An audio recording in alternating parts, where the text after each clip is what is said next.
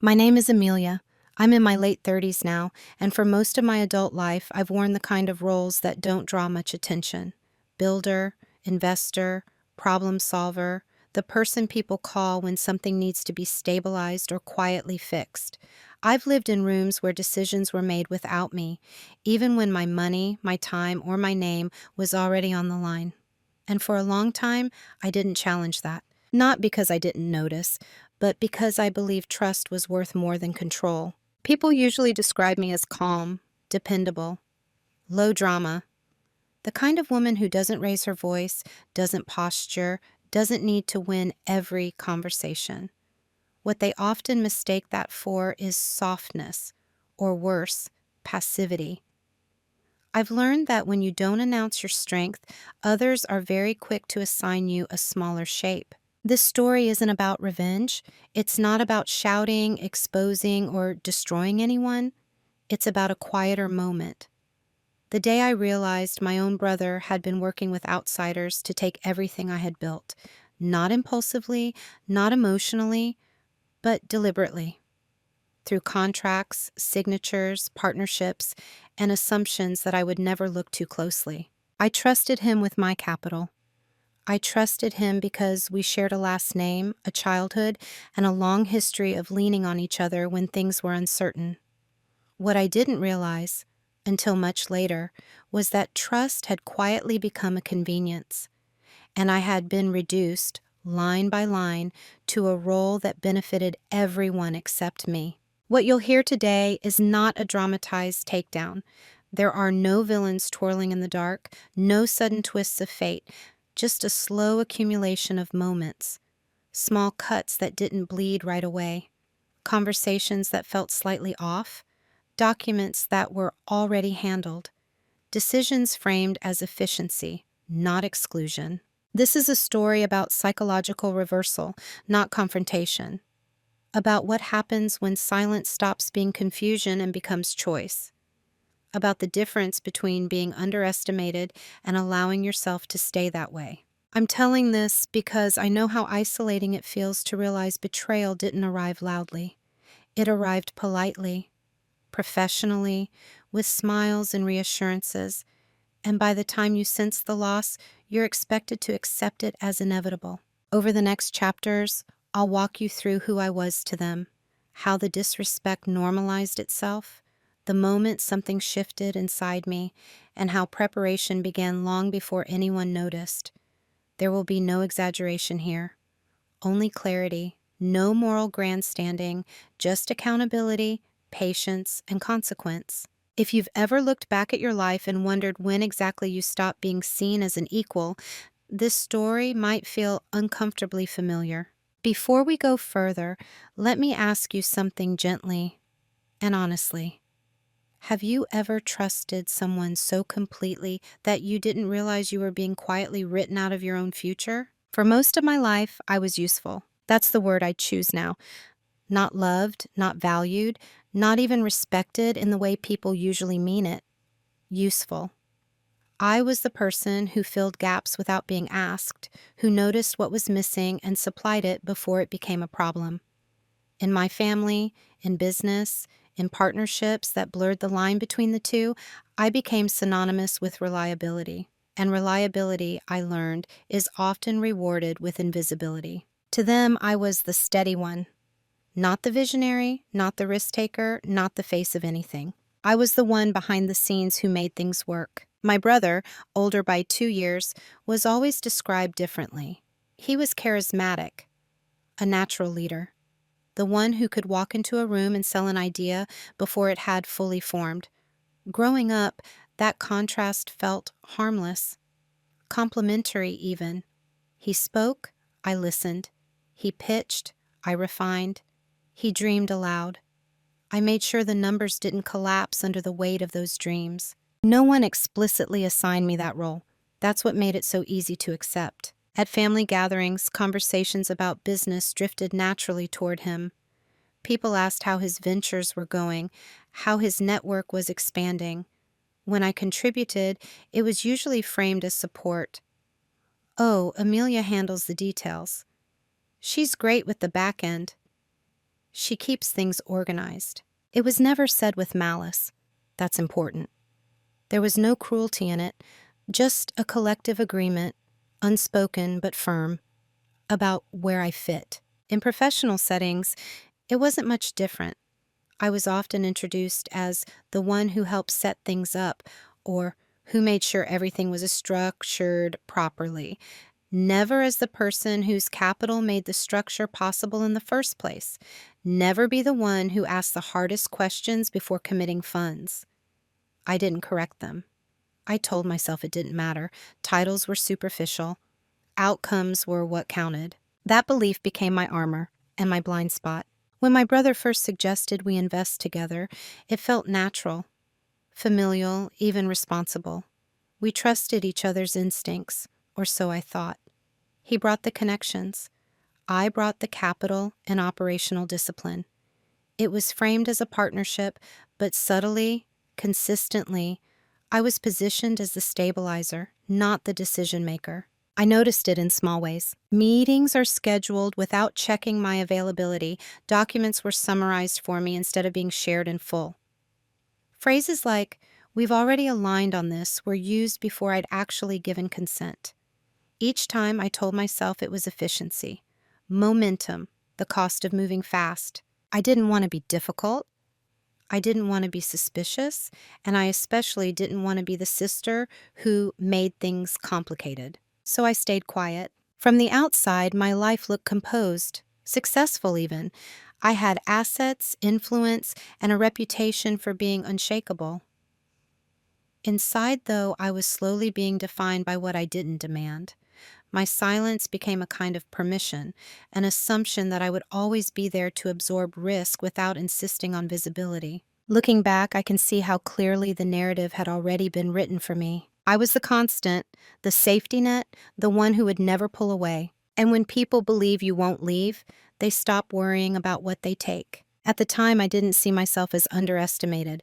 I saw myself as trusted, needed, integral in a quiet way. It took much longer to understand that being essential is not the same as being protected. That realization didn't arrive with anger. It arrived with awareness. And awareness, once it settles in, doesn't fade. The first time it happened, it was easy to dismiss. There was no argument, no raised voice, no obvious line crossed, just a moment that passed too quickly, wrapped in polite language and good intentions. If I had reacted strongly, I would have looked unreasonable. If I had said nothing, which I did, it blended seamlessly into the background of everything else. We were reviewing early documents for a new venture. Nothing final, just a framework. Or so I was told. My brother had invited 2 external partners to the table, people I'd heard about but never met. The meeting was scheduled casually, slipped into my calendar with a short note. Just alignment, nothing you need to prep for. That should have been my first pause. During the call, I noticed the conversation moved quickly, faster than usual. There were references to decisions I didn't remember agreeing to, percentages mentioned in passing, roles spoken of as if they were already settled. I told myself I must have missed an email. Or maybe this was just conceptual language, not contractual. Then someone said it. Of course, Amelia's contribution is mainly capital. Operational control will sit with us. It wasn't framed as an exclusion. It was framed as efficiency. As if everyone already understood this was the most logical arrangement. I waited for my brother to correct it. He didn't. Instead, he nodded and added something about how I preferred to stay out of the spotlight, how I trusted him to handle the external side. He said it warmly, even protectively, like he was doing me a favor. I smiled. I stayed quiet. Inside, something tightened, but only briefly. I told myself this was just early positioning, words used loosely. Nothing official. There would be time later to clarify. After the call, I sent a short message asking for the full draft documents. Not a confrontation, just a request. He replied hours later with a summary instead. "Don't worry," it wrote. "It's all standard. I'll walk you through it once it's cleaner." That was the cut. Small, precise, almost surgical. Not the decision itself, but the assumption embedded in it. The idea that my understanding could be deferred. That access to information was something to be filtered for me, not shared with me. I noticed how easily it slid into place, how no one questioned it, not the partners, not my brother, and not me. That's the part people don't talk about, the moment where you feel discomfort but choose harmony instead, where you sense a boundary shift but convince yourself it's temporary, where you trade clarity for peace, believing you can always reclaim it later. I remember closing my laptop and sitting still for a long time afterward. Not angry, just unsettled, like a room had subtly changed shape while I wasn't looking. Over the next few weeks, similar moments followed, always small, always reasonable on the surface. An email chain I wasn't copied on, a meeting recap that skipped key financial details, a decision presented as already finalized. Each time there was an explanation ready. You were busy. It was last minute. We didn't want to overwhelm you. And each time I accepted it. Because accepting was easier than challenging the story they were quietly telling about me. The story where I was generous but not strategic, supportive but not central, present but not powerful. No one else seemed to notice, or maybe they did, and it benefited them not to. I told myself I was being paranoid. That trust meant letting go. That family deserved grace. I reminded myself of all the times my brother had shown up for me in the past. I stacked those memories carefully, like weights on the side of the scale that kept me still. But something had shifted. Not enough to change my behavior yet, just enough to make me start remembering. And once you start remembering, the cuts stop disappearing. Disrespect rarely announces itself. It doesn't arrive with hostility or insults, especially not in professional spaces wrapped in familiarity and trust. It arrives as repetition, as patterns, as things that happen often enough that you stop questioning whether they should be happening at all. That's how it became normal. What began as occasional omissions turned into a rhythm I could almost predict. I'd hear about decisions after they were made. I'd receive documents once they were already signed. I'd be thanked for my support in rooms where my name carried weight, but not authority. And each time the explanation was smooth. We were moving quickly. It was time sensitive. You know how these things go. I did know how things went. I'd been in enough deals to recognize the difference between urgency and exclusion, but I also knew how easily women, especially calm, non-confrontational ones, are labeled when they interrupt momentum. Difficult, controlling, emotional. So I adjusted. I told myself that staying quiet was strategic, that trust was a long game, that this was simply how partnerships evolved when one person took the point. I reminded myself that my capital was protected, that contracts existed, even if I hadn't scrutinized every line yet. That assumption would haunt me later. In meetings, I began speaking less, not because I had less to say, but because the space for my voice had subtly narrowed. When I did offer input, it was often acknowledged and then overridden moments later, gently, politely, with a smile. Let's circle back to that. I see what you're saying, but we'll handle that downstream. Downstream became a place where my concerns disappeared. The most unsettling part wasn't the dismissal itself. It was how quickly everyone adapted to it. Partners began addressing questions to my brother by default. Even when they were financial questions, I was clearly better equipped to answer.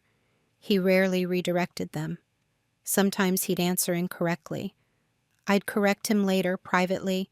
He'd thank me, and then do it again. I started to feel like a consultant in my own investments. At home, family conversations reinforced the same dynamic. My brother was praised for his ambition, his leadership, and his vision. I was praised for being grounded, supportive, the smart one who keeps things from falling apart. It sounded complimentary. It wasn't equal. I remember one dinner where someone joked that I was the safety net. Everyone laughed, including me. But inside, something went quiet. A safety net doesn't get consulted. It's only noticed when someone else falls. That night, I lay awake replaying conversations, not with resentment, but with curiosity. I began to notice how often I rationalized my own erasure. how frequently I translated disrespect into practicality, how deeply I believed that staying agreeable was a form of maturity. There's a particular kind of self-betrayal that happens when you convince yourself your discomfort is just ego, that wanting recognition is vanity, that asserting boundaries is unnecessary when outcomes are technically fine.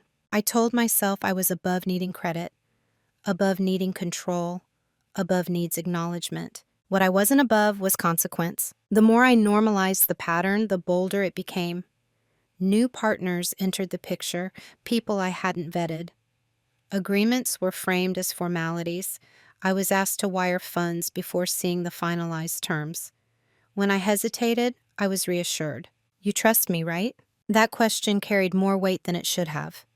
It wasn't a request, it was a reminder of who I was expected to be. So I trusted, and in doing so, I taught them what I would tolerate. By the time I realized something was wrong, the behavior no longer looked like betrayal.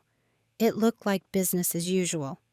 And that's the most dangerous place disrespect can live, where it feels familiar, justified, and unremarkable. I didn't feel angry yet. I felt tired, tired of translating, tired of minimizing, tired of telling myself that silence was strength. I didn't know it then, but that exhaustion was the beginning of clarity. Not loud, not dramatic, just a quiet awareness that something essential was being taken from me, not all at once, but piece by piece. And once you see that clearly, you can't unsee it. I didn't wake up one morning suddenly aware of the role I'd been given. It revealed itself slowly through contrast. The way people responded to me versus how they responded to my brother, through what was expected of me and what was never asked. I was expected to be agreeable, to be available, to be the one who would step in quietly when something needed stabilizing. I was never expected to lead. Once I saw that, I couldn't stop noticing it. In meetings, I was consulted on logistics, but not strategy, asked to review numbers, but not to shape direction. My insight was welcomed only after decisions had already been made, when there was no longer any risk of it changing the outcome. It was as if my competence had been neatly boxed into a supporting function, valuable but contained, essential but controlled. And the most unsettling part was how natural it felt to everyone else. No one announced this role. No one sat me down and explained it. It emerged from repetition, from the accumulation of small moments where my authority was bypassed and my responsibility remained intact. I carried risk without power, responsibility without agency. When I questioned something, the response was always calm, reasonable, even kind. This is just how the structure is set up. It's simpler this way. You don't really want to be in the middle of all that, as if ambition was something I needed protection from. I started to understand that my perceived strength, my calm, my patience, my lack of ego, had been reinterpreted as consent. The very traits I believed made me trustworthy had made me easy to sideline. At family gatherings, the dynamic sharpened. My brother was the one people asked about growth, expansion, and future plans. I was asked if I was still okay with everything, if I were comfortable, if I were happy letting him take the reins. Those questions weren't neutral. They assumed my position was passive by choice, not constructed by exclusion. And I answered them the way I always had, with reassurance. Yes, it works for me. I trust him. We have an understanding. I said those words often enough that they became true, at least on the surface. But underneath, something was shifting. I began to see how reliability can become a cage, how being the person who never reacts trains others to stop checking in, how silence, when repeated long enough, is no longer interpreted as restraint, but as absence. I thought about all the times I'd stepped back to keep things smooth, all the moments I'd chosen harmony over clarity. I realized that the role I was playing wasn't just assigned to me. I had reinforced it. Not intentionally, not consciously, but consistently. The realization wasn't painful in the way betrayal is. It was quieter, heavier, like finally understanding the shape of a room you've been living in for years without ever turning on the light. I wasn't angry at my brother yet. I wasn't even certain he saw what he was doing. But I was beginning to understand the system we were operating in and my place within it. And once you understand the system, you face a choice. You can continue performing the role that keeps everything stable, or you can stop participating in your own reduction. At the time, I didn't act, I observed. I listened more carefully. I paid attention to language, to assumptions, to who was consulted and who was informed. I started documenting, not to accuse, but to understand, to see the full picture without emotion clouding it. I told myself I was just being thorough, but deep down I knew something else was happening. I was no longer invisible to myself. And that was the first step toward becoming someone they no longer understood. The shift didn't happen during an argument. There was no confrontation, no raised voices, no dramatic discovery. It happened on an ordinary afternoon, in a moment so quiet it almost felt insignificant at the time. I was alone, reviewing a set of documents that had been forwarded to me for reference. That phrase alone caught my attention, not for approval, not for review, just reference, as if my role had already been decided. I wasn't looking for anything in particular. I wasn't suspicious yet. I was simply reading, slowly, carefully, the way I always had, budging by my line and line. And then I noticed a signature block, not mine. At first, I assumed it was a draft placeholder, but the formatting was final. The language was binding, the dates were real. My capital was referenced clearly, precisely, but my authority was nowhere to be found. I read it again and again. The structure was elegant, efficient, legally sound. It allocated risk beautifully onto me. It distributed control generously away from me. It positioned my brother and the external partners as managing members. I was listed as a financial contributor, silent, non-voting. There it was, clean, clinical, undeniable. I didn't feel panic. I didn't feel rage. I felt clarity. It was like the air in the room changed density. Everything slowed down. My thoughts became sharp, not scattered. This wasn't a misunderstanding. This wasn't oversight. This was designed. I checked earlier documents, tracked version histories, compared the language. The progression was subtle but deliberate. Each revision moved the authority a fraction further away from me. Each update is framed as simplification, streamlining, and efficiency. I thought about all the times I'd been told, "We'll finalize it later." Later had arrived without me. I sat back and closed my laptop. For a long moment, I did nothing. No calls, no messages, no emotional reaction, just stillness. In that stillness, something fundamental shifted. I realized that if I confronted this immediately, nothing would truly change. There would be explanations, apologies, revisions offered just enough to calm me, but not enough to restore balance. I would be painted as overreacting, emotional, paranoid. I also realized something else, something far more important. They believed I wouldn't walk away. They believed I wouldn't look closely. They believed my silence meant compliance. And they were wrong. That afternoon marked the end of something, though no one else knew it yet. Not my brother, not the partners, not even myself, fully. I didn't decide what to do next. I decided how to be. From that moment on, I stopped assuming good faith without verification. I stopped taking summaries at face value. I stopped equating calm with consent. I didn't change my behavior outwardly. I remained agreeable, supportive, unthreatening.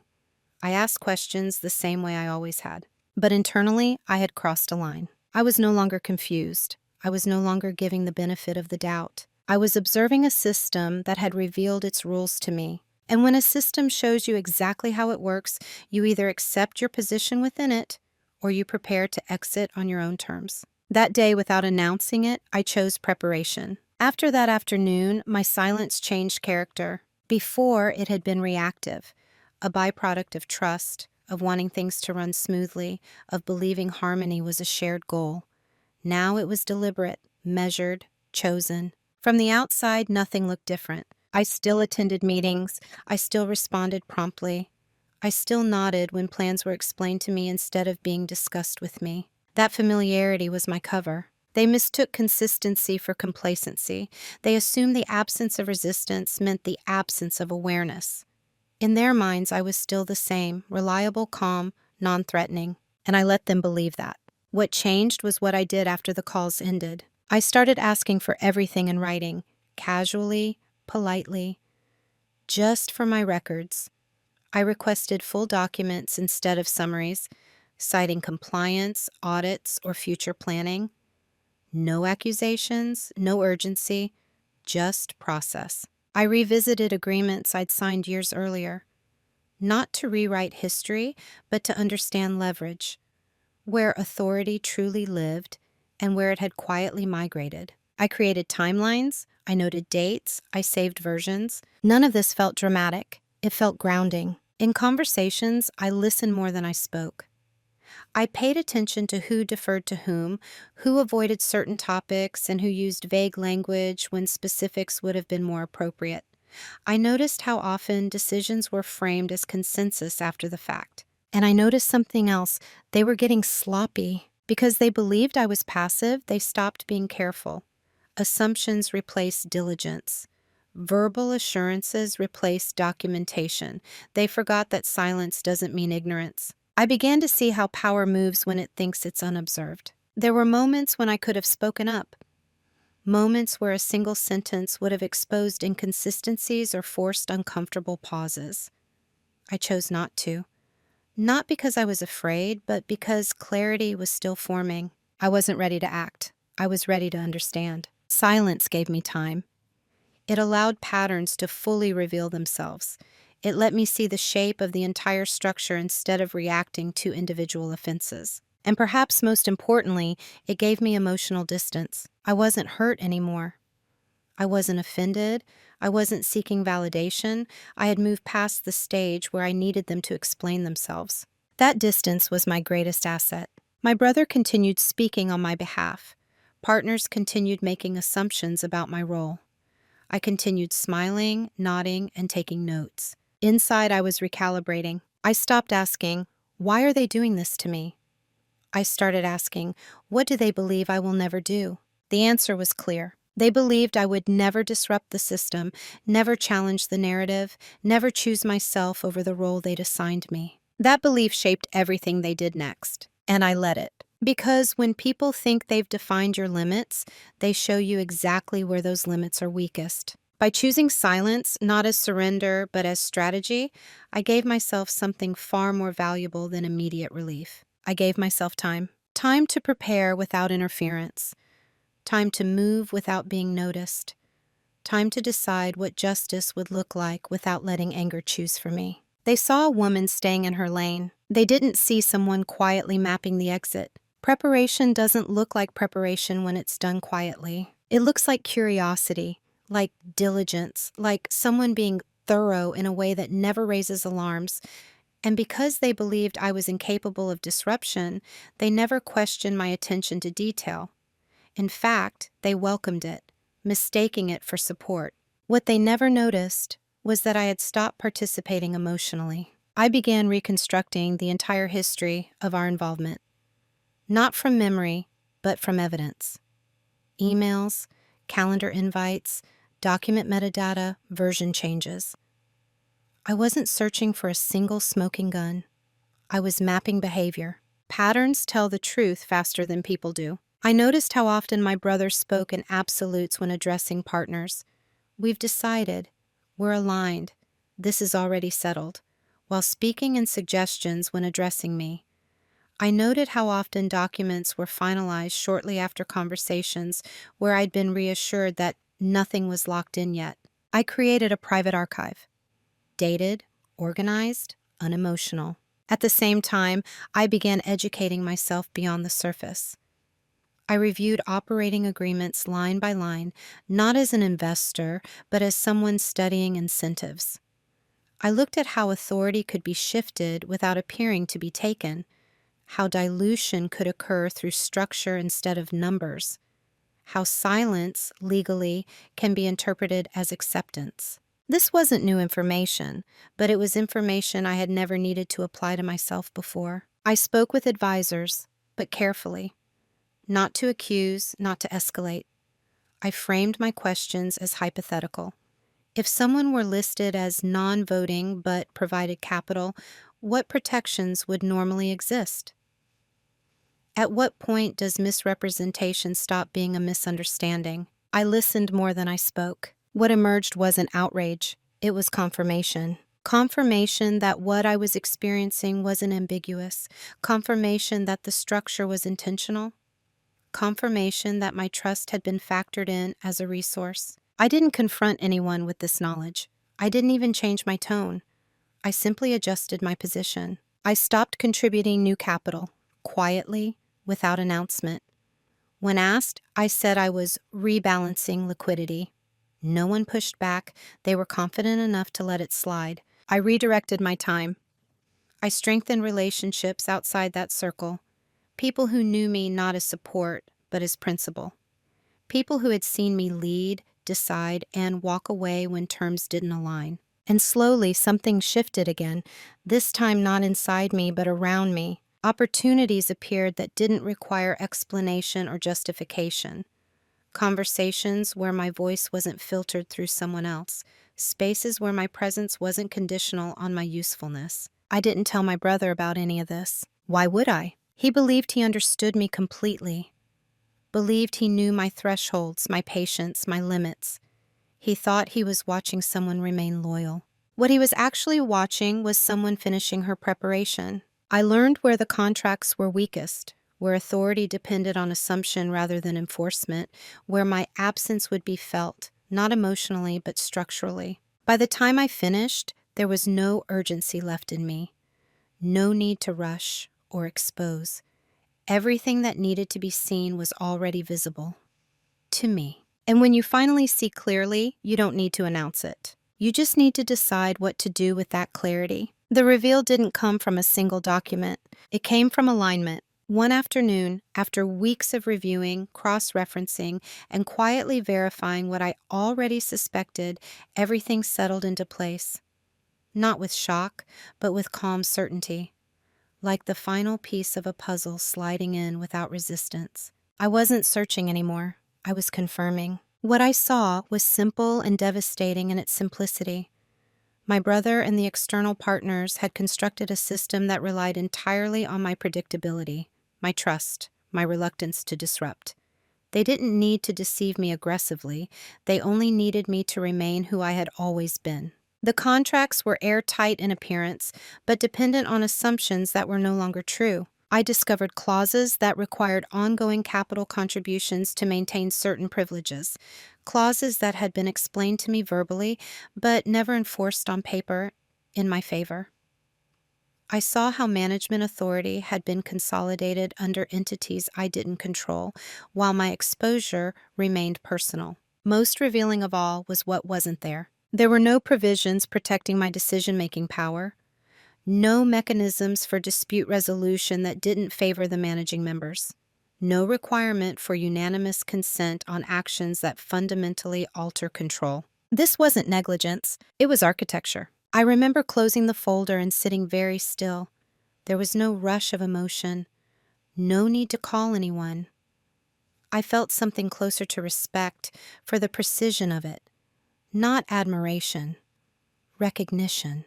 They had planned carefully. They had assumed correctly, until they hadn't. Because buried within that structure were vulnerabilities they hadn't accounted for. They hadn't anticipated that I would stop contributing new capital, that I would no longer stabilize cash flow during lean periods.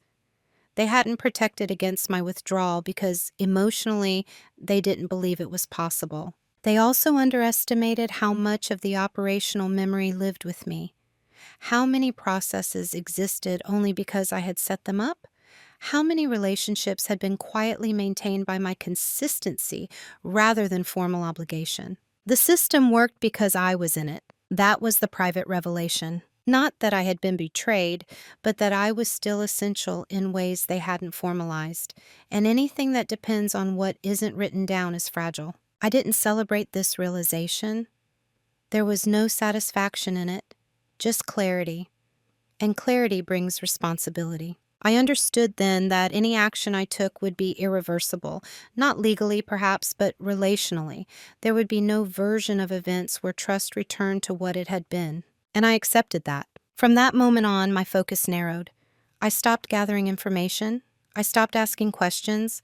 I stopped preparing because I was ready. All that remained was a decision, not about revenge, not about exposure, but about whether I would continue participating in a system that only worked if I kept betraying myself. The answer had already formed. I just hadn't said it out loud yet. The decision didn't arrive suddenly. It had been forming for weeks, maybe months, quietly assembling itself beneath everything I now understood. By the time I acknowledged it, the choice was already clear. What remained was deciding how to move forward without becoming someone I didn't recognize. I laid out the options in front of me the way I would with any serious investment decision, calmly, methodically, without emotion clouding the evaluation. I could confront them immediately, present the documents, demand revisions, force a reckoning. That path promised explanation, apologies, and surface-level repair. But it also guaranteed resistance, justification, a reframing of events that would position me as reactionary, emotional, difficult. I knew how that story would be told. I could walk away without a word, withdraw quietly and absorb the loss as the cost of misplaced trust. That option preserved my peace, but it also rewarded the behavior that created the situation in the first place. It required me to accept an outcome I hadn't consented to. That didn't sit right with me. Or I could do something else, something slower, something quieter, something irreversible. I could stop propping up the structure entirely and allow it to experience the absence it had never planned for. That option required patience, precision, and a willingness to let consequences unfold without interference. It wasn't about punishment, it was about alignment. I asked myself difficult questions during that period, not moral questions about right and wrong, but personal ones. Who do I become if I stay? What version of myself survives this without resentment?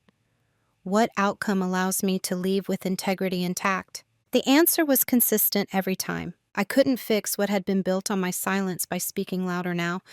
The only honest response was to stop participating. Once I accepted that, the emotional noise disappeared. There was no dramatic inner monologue, no moment of rage or grief, just a steady resolve, the kind that doesn't need validation. I chose the option that required the least explanation, not because it was easy, but because it was clean. From that point on, every action I took was measured against a single principle. Will this move me closer to self-respect or further away from it? That principle simplified everything. I didn't announce my decision. I didn't hint at it.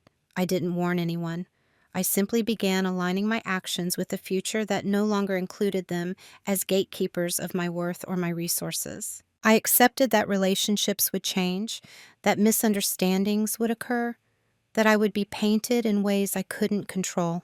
And I accepted that those narratives were no longer mine to manage. Once the decision was made, there was no anxiety left, only execution. And execution, unlike confrontation, doesn't require permission. Once the decision was made, everything slowed down again. Not outwardly. Outwardly, life continued as it always had. Meetings were scheduled. Updates were shared. Conversations carried on with the same easy familiarity. If anything, I seemed more relaxed, less reactive, more agreeable. That too was part of the silence. I began by disentangling myself in ways that looked administrative, not intentional. I reviewed obligations carefully and fulfilled every requirement to the letter. Nothing abrupt, nothing that could be framed as sabotage or withdrawal in bad faith. I made sure that when I stepped back, there would be no question of integrity on my side. I shifted assets quietly, reallocated funds, closed exposure where I was contractually allowed to. Each move was small enough to go unnoticed on its own. Together, they formed distance. I declined new commitments with neutral explanations. I'm tightening focus. I'm prioritizing liquidity. Timing isn't right. No one challenged me. They didn't feel threatened yet. I also stopped correcting mistakes. That part was harder than I expected. When my brother misspoke in meetings, misrepresenting numbers, timelines, or assumptions, I stayed silent. When partners made plans that relied on my usual back channel support, I didn't intervene. I let processes stand on their own. The system was used to my quiet adjustments. Without them, friction began to appear, but slowly, subtly. Delays, confusion, missed follow-ups. Nothing catastrophic, just inefficiency. I documented everything.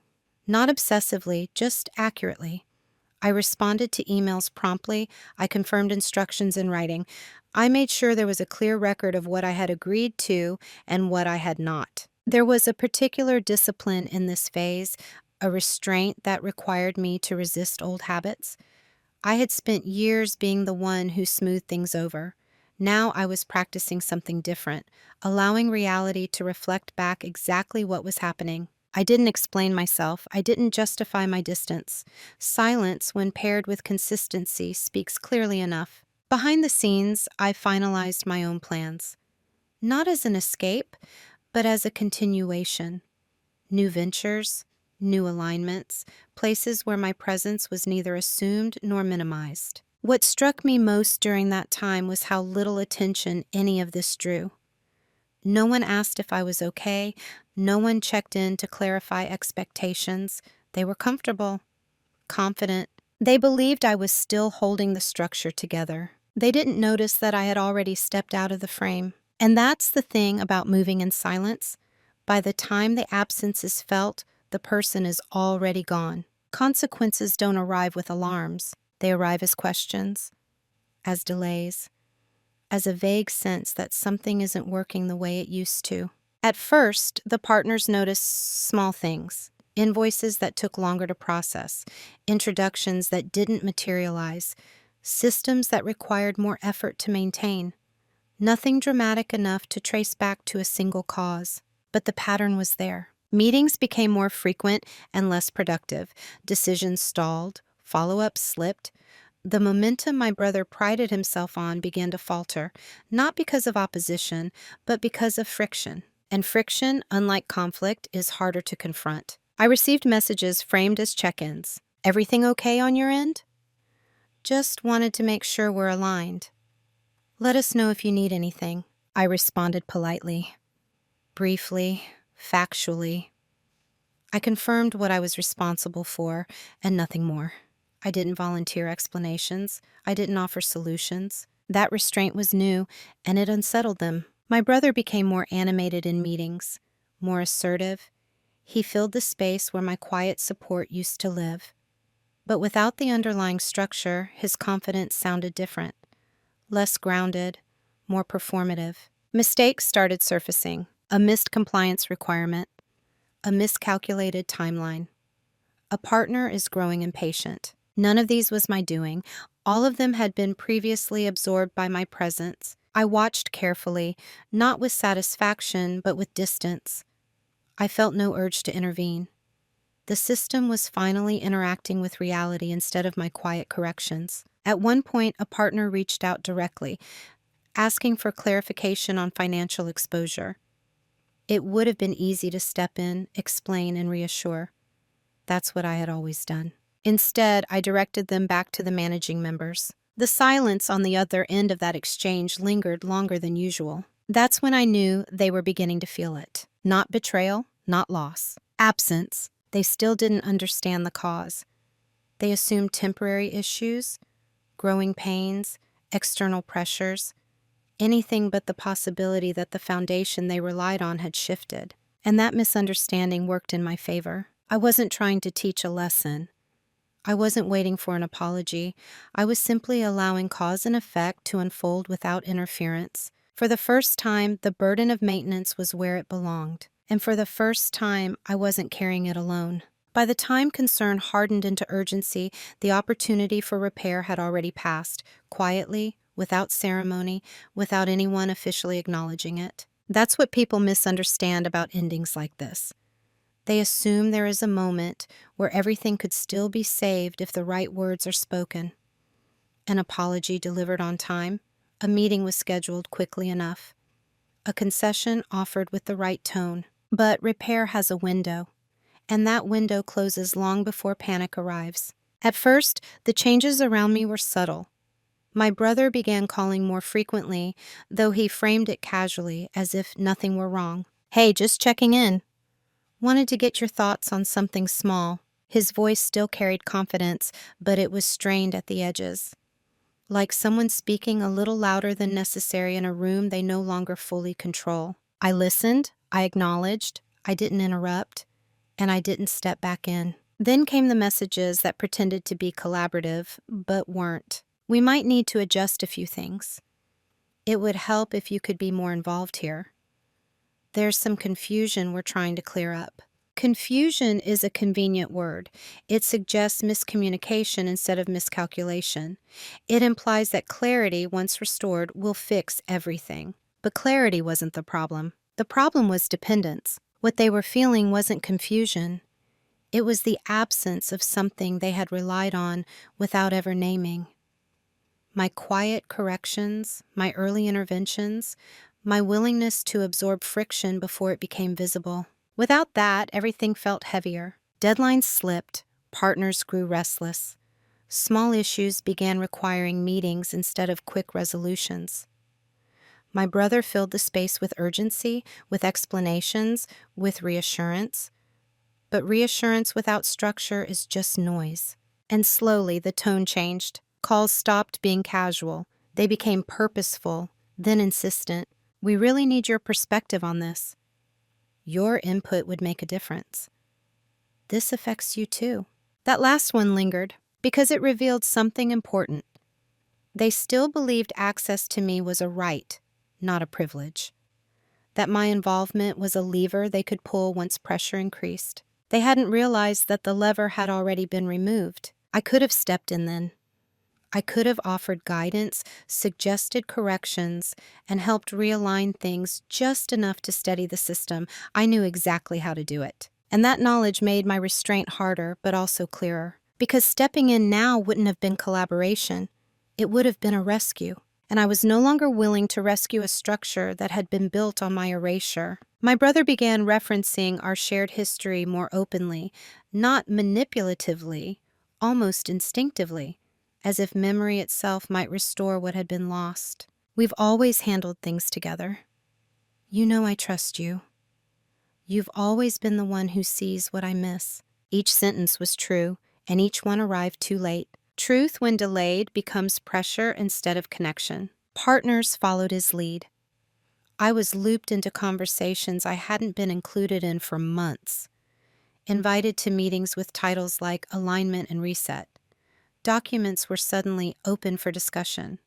Structures that had been finalized without me were now described as flexible. I read everything carefully, and what struck me wasn't the content, it was the timing. Nothing had changed ethically, nothing had changed structurally, only the consequences had arrived. They didn't want accountability, they wanted stabilization. They wanted me back in the role I had performed so well, quietly compensating for decisions I hadn't made. I declined each invitation the same way, politely, briefly, without explanation. I answered questions when they were directly within my responsibility. I ignored those who assumed emotional access or historical obligation. I didn't justify my distance. I didn't outline grievances. I didn't reopen old conversations, because explanations invite negotiation, and there was nothing left to negotiate. There was one conversation, one that cut through the noise. My brother called late one evening, no agenda, no preamble. "Are you upset with me?" he asked. The question was rawer than anything he'd said before. Not strategic, not defensive, just uncertain. I paused, not to dramatize the moment, but to make sure what I said was clean. "I'm not upset," I answered. "I'm just not involved in the same way anymore." He didn't respond immediately. In that silence, I felt something settle. Not satisfaction, not sadness, finality. Because what he was really asking wasn't whether I was upset. It was whether I was still available. And the answer was no. Not angrily, not vindictively, simply no. After that, the attempt slowed.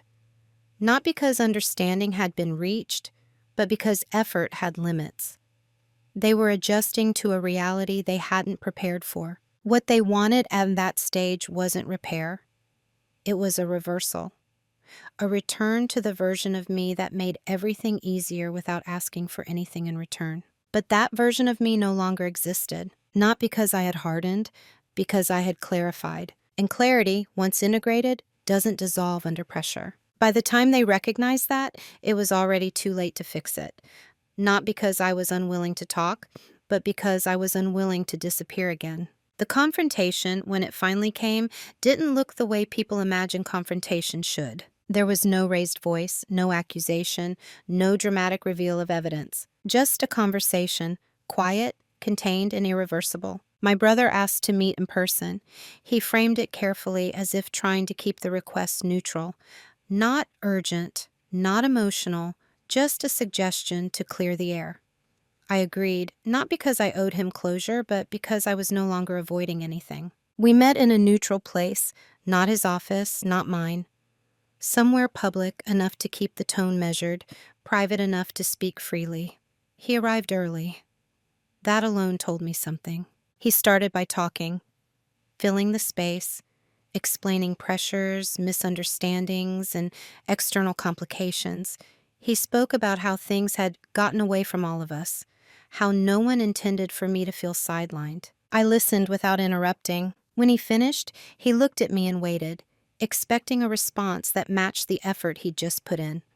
Clarification, reassurance, maybe even forgiveness. Instead, I asked one question. Did you ever intend for me to have equal authority? He hesitated. Not long, just long enough. That pause contained everything. He didn't deny it. He reframed it, talked about practicality, optics, efficiency, about how someone had to take the point, about how I seemed comfortable staying out of the spotlight. I nodded. I was comfortable being underestimated, I said calmly. I wasn't comfortable being removed. That was the closest I came to an accusation. I didn't present documents. I didn't list grievances. I didn't recount timelines or decisions. I didn't need to. The conversation wasn't about proving harm. It was about naming reality. I told him I wasn't angry. I didn't believe he saw himself as the villain. I understood how the structure evolved the way it did. But I won't participate in it anymore, I said.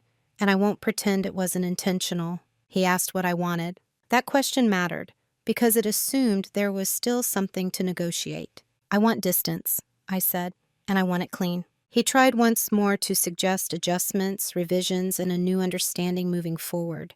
His voice softened. Familiarity crept back in. The assumption that we could reset simply because we shared history. I didn't argue. I've already moved on, I said. I just needed you to know why. We sat in silence after that. Not tense, not hostile, just quiet. When we stood to leave, there was no embrace. No promise to stay in touch. Just acknowledgement. I walked away feeling lighter. Not because I had won, but because I had stopped carrying something that was never meant to be mine alone. Who I am now is not the opposite of who I was then. That's important to say. I didn't become colder. I didn't harden into someone suspicious or guarded at every turn. I didn't trade empathy for armor. What changed wasn't my nature. It was my position. I no longer confuse calm with compliance. I still move quietly. I still listen more than I speak. I still believe in preparation over performance. But I no longer allow those traits to be interpreted as availability without consent. I am clearer now, internally and externally. My work reflects that. I choose partnerships slowly. I ask questions early. I insist on clarity before comfort. Not aggressively, not defensively, just firmly. If something feels vague, I pause. If a role feels minimized, I name it. If authority is misaligned with responsibility, I don't negotiate with myself about whether that's acceptable. I don't stay where my presence is required, but my voice is optional. What surprised me most was how peaceful this shift felt. There was no dramatic reinvention, no announcement, just a series of aligned decisions that reinforced each other over time. Some relationships didn't survive the change. Not because I burned bridges, but because they had depended on a version of me that no longer existed. Others deepened. People who had always seen me clearly seemed almost relieved when I stopped making myself smaller. My brother and I don't speak often now. When we do, it's polite, measured, boundaried. There is no hostility, but there is no access either. That distance isn't punishment, it's maintenance. I don't regret trusting him. Trust, when given honestly, is never something to be ashamed of. What I regret is how long it took me to realize that trust without structure invites imbalance. Now, I build the structure early. I document, I confirm, I clarify, not because I expect betrayal, but because clarity honors everyone involved, including me. I've learned that quiet strength isn't about endurance. It's about choice, about knowing when silence serves you and when it erases you. I still believe in loyalty. I still believe in collaboration. I still believe in family. But I no longer sacrifice authorship of my own life to preserve any of them. Who I am now is someone who understands that respect doesn't have to be demanded, but it does have to be protected. And that protection starts internally. There are stories that end with justice in the form of exposure. This isn't one of them. No public reckoning, no dramatic downfall, no moment where everyone finally applauds your restraint and admits they were wrong. Real justice is quieter than that. It lives in alignment. In the moment you stop participating in something that diminishes you and realize nothing essential was lost in the leaving, only weight. For a long time, I believed strength meant endurance, that loyalty meant flexibility, that being trusted required being endlessly accommodating. I thought that if I stayed calm enough, patient enough, reasonable enough, everything would eventually balance out. What I learned instead is this. What you tolerate teaches people how to structure your absence. My brother didn't steal everything from me in one decisive act. It happened gradually, through assumptions I didn't challenge, roles I accepted without questioning, and silence that was mistaken for consent. And while I hold him accountable for his choices, I also hold myself responsible for the boundaries I didn't enforce early enough. That doesn't mean blame, it means ownership. Quiet dominance isn't about proving someone wrong. It's about refusing to disappear for the sake of peace. It's about choosing self-respect even when it costs you familiarity, comfort, or a version of family you wish had been different. I didn't win. I didn't lose. I withdrew with integrity. And that, I've learned, is its own form of closure. If there's one thing I hope you take from this, it's this. You don't need to announce your departure from a situation that no longer honors you. You don't need permission to step out of a role that was built on your silence.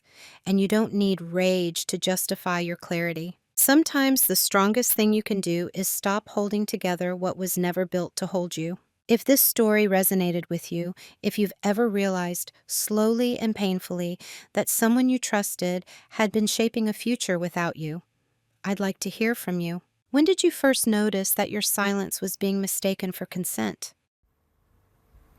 Cảm ơn bạn đã lắng nghe câu chuyện vừa rồi.